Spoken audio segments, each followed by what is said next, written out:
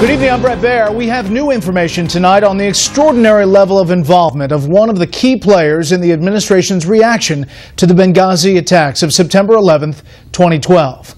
Meanwhile, the parsing of words over the assault that claimed 4 American lives has reached new levels here in Washington. President Obama still clings in part to his initial statement, downplaying the level of organization by the attackers. This was the president with Bill O'Reilly yesterday. And when you look at the videotape of this whole thing unfolding, this is not some systematic, well-organized process. You see... It was heavy weapons used, and that's heavy weapons coming in. Bill, listen, I've gone through this, and we have had multiple hearings on it. What happens is you have an attack like this taking place, and you have a mix of folks who are just troublemakers. You have folks who have an ideological agenda. All right. You have some who are affiliated with terrorist organizations. You have some that are not. But the main thing that all of us have to take away from this is our diplomats are serving in some very dangerous places.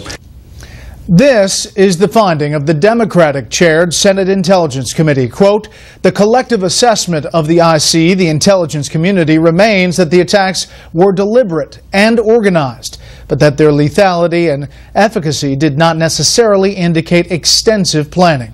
Tonight, Chief Intelligence Correspondent Catherine Herridge looks at how a top CIA official shaped the post-attack narrative.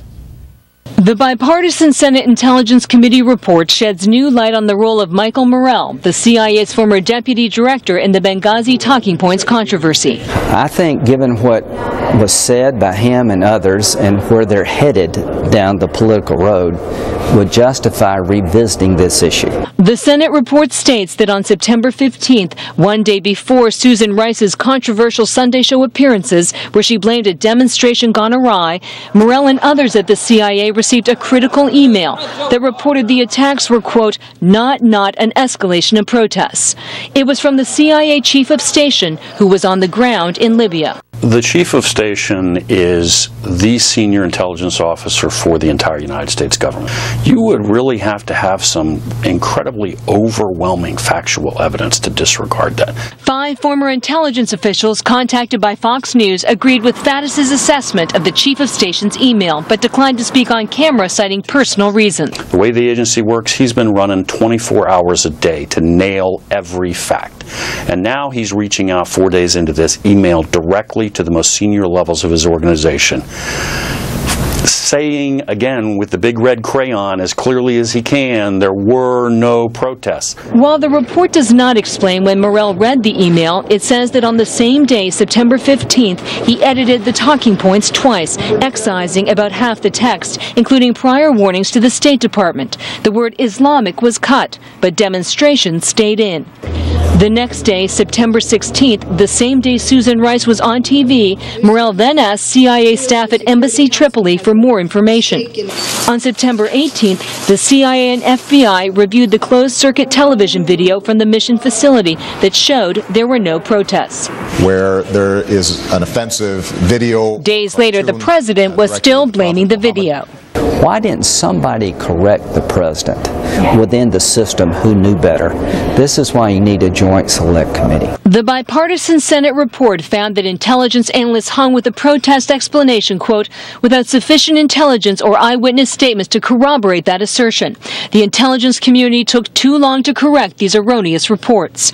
In November 2012, at the height of the talking points controversy, Susan Rice met with Republican Senators McCain, Ayotte, and Graham. Morell accompanied Rice. He tried to defend her appearance on television and tried to defend the idea that there was confusion about what happened in Benghazi. On who changed the talking points, Graham says Morell blamed others. What I found curious is that he did not accept responsibility for changing the talking points. He told me the FBI had done this. I called the FBI. They went ballistic. within 24 hours, his statement was changed where he admitted the CIA had done it. As he prepared to leave the CIA, Morell gave an interview to the Wall Street Journal, which reported his interest, quote, in advising future presidential campaigns.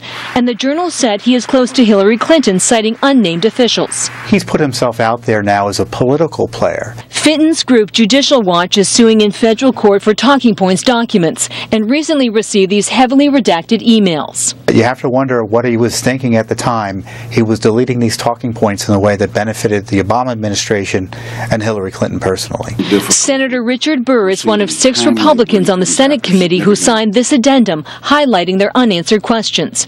Republicans and Democrats disagreed on whether the talking points were altered for political advantage. Well, I think Mike Morell's had a distinguished public career, but many of the comments that he's made about especially the last decade at the agency, are inconsistent with most of what he said while he was a CIA representative and coming before the committee. Now a private citizen, in an interview with 60 Minutes, Morell seemed to distance himself from his years at the CIA under President Bush and from the CIA's waterboarding of 9/11 suspect Khalid Sheikh Mohammed.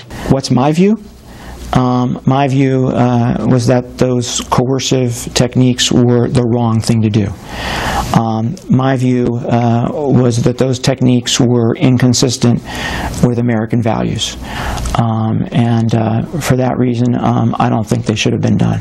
In addition to joining Beacon Global Strategies, a firm founded by Philippe Reines, who was recently described by the New York Times Magazine as, quote, Clinton's principal gatekeeper, Morell is now a paid TV commentator on national security for CBS News, and he's got a book deal.